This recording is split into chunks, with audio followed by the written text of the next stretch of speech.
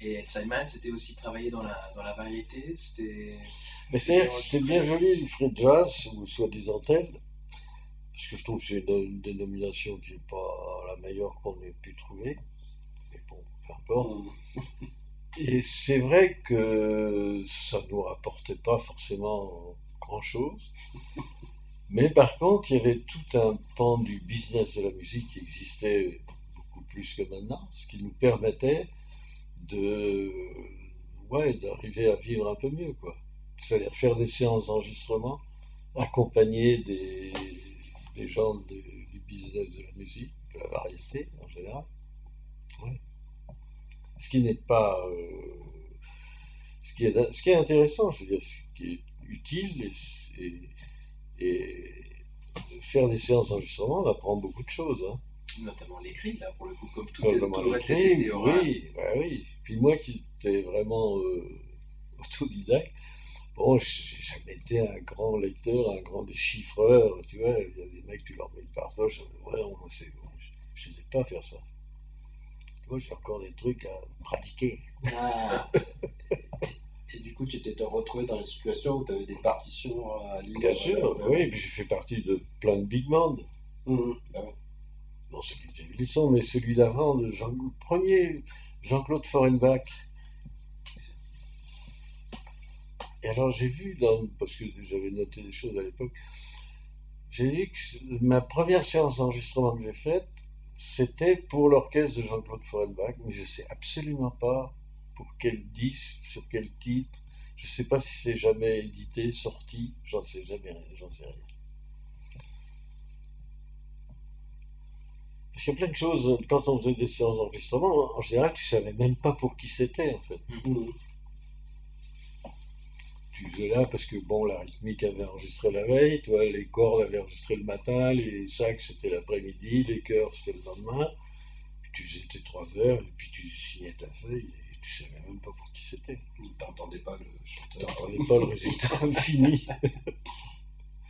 Non, mais c'était très instructif comme situation. Tu as fait ça pendant combien d'années? Bon, c'est dans les années 60 et dans les années 70. 70 aussi. Puis après, tout ça, ça s'est cassé la gueule. Avec les synthés ou...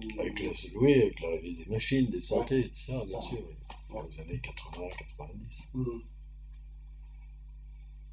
Et accompagné des vedettes de la chanson. En tournée.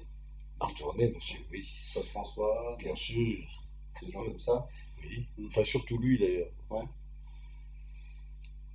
Parce qu'en fait, j'ai d'autres tournées, non, j'en ai pas vraiment fait. J'ai refusé d'accompagner Mireille Mathieu, ça, je suis très content. Pourtant, puis elle m'avait rappelé plusieurs fois, c'était vachement bien payé et tout. Mais non. C'est un grand plaisir de pouvoir dire ça. On te propose un truc, alors que tu galères plus ou moins, mais on te propose un truc, c'est bien payé, on va au Japon, on va je sais pas où. Puis tu dis non, non, non, non, non, j'ai d'autres choses à faire là, je peux pas, je suis désolé. C'est un grand panard. Donc tu avais plus d'estime pour le travail de Claude François que pour celui de Pierre Mathieu. Non, ce qui m'avait intéressé dans l'histoire avec Claude François, c'est qu'il n'y avait que des musiciens de jazz dans son orchestre. Ah ouais, d'accord. Ouais. Au début, il y avait Jean-Marie Ingrand à la basse, Jean-Claude Petit au piano, un très bon batteur après qui est parti dans le business qui s'appelait Pierre-Alain Dahan. Et moi, je me dis oui, ben, ça va. Après, il y a eu René Urtréguer, puis là, je veux dire, bon, on est entre nous, ça va être sympa. Ouais. Ça l'était. Et lui était batteur de jazz, c'est ça, Claude François? Non, Il avait pensait pas... qu'il Il était pensait. batteur. C'était pas le cas. Mais en fait, il était percussionniste. Percussionniste. Et dans l'orchestre de Frosio à Monte-Carlo, là, il jouait des percussions. Et je me souviens, des fois en tournée, on avait un jour off, et où on se disait, tiens, il n'y a pas un club où on pourrait aller jouer, je ne sais pas où, dans une grande ville. Et on se démerdait toujours pour que Claude ne sache pas où on allait, parce que Parce qu'on n'avait aucune envie qu'ils viennent. Non, mais c'était sympa avec Claude. Enfin, lui, il était ce qu'il était. C'est un mec plein de charme, plein de qualités, mais puis insupportable, à tuer sur place. En termes d'ego, En termes d'ego, mais en même temps, très professionnel, formidable. Ça, c'était impressionnant. Hein. Ça, c'est très bien. très très professionnel. Ouais, Ça, ouais. Et puis il y avait une dimension qui devait être complètement hallucinante. C'est pas, vous ne trouvez pas dans le jazz, c'est la dimension du fanatisme du public. Oui, Ça, c'est... bien sûr. Bon, nous, on s'en tenait un peu à l'écart, ça. Ouais. C'était l'époque de Comme d'habitude. Comme Le d'habitude, téléphone pleure. de Belle Belle Belle. Mais moi, c'était le début, je sais pas, c'était très longtemps, je crois que c'était quoi, 3 4 ans. Ouais. Mais ce qui est bien, je suis tombé, j'étais avec lui au moment de mai 68. Ah oui. Ça devait être intéressant. Alors, comme c'était plus ou moins moi qui étais en charge de l'orchestre, c'est vaguement le directeur. Et donc, je l'ai appelé en lui disant, l'orchestre, t'as vu tout ce qui se passe, tu vois, les étudiants, les ouvriers, nous, on se met en grève. Ah ouais, vraiment. Oui. De toute façon, on pouvait rien faire, il n'y avait pas d'essence, tu vois, du coup, on pouvait aller faire des trucs en province, etc. Et là aussi, j'ai pris un malin plaisir parce que il me rappelait, alors au bout de quelques jours, alors vous êtes toujours en grève, qu'est-ce que vous faites? Ah, faites chier les mecs. Ah ben non, on est désolé, t'as vu, on peut rien faire, etc. Bon, ça, il y a des moments sympas dans ce métier.